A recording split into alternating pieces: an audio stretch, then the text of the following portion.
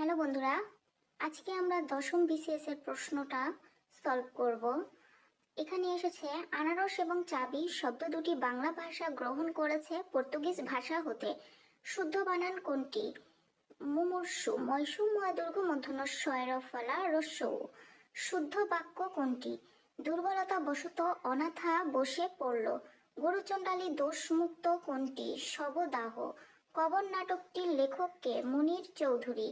আর আরেকটা আছে কবর কবিতা, যেটা জসিমউদ্দিনের। যদি নাটক বলে তাহলে মুনির চৌধুরী এবং কবিতা বললে জসিমউদ্দিন।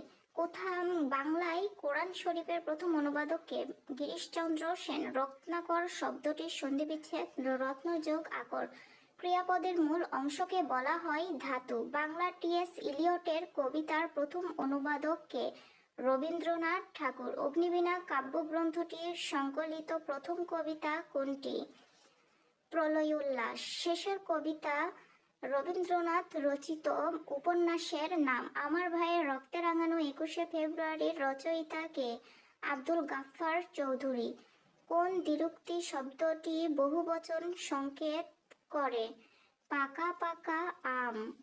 কোন প্রবচন বাক্য ব্যবহারিক দিক হতে সঠিক? অধিক সন্ন্যাসীতে গাজন নষ্ট।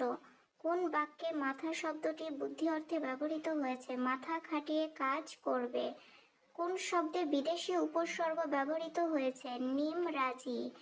কোনটি তদ্ভব শব্দ? চাঁদ। উভয়কুল রক্ষা অর্থে ব্যবহৃত প্রবচন কোনটি? সাপও মরে লাঠিও না ভাঙ্গে।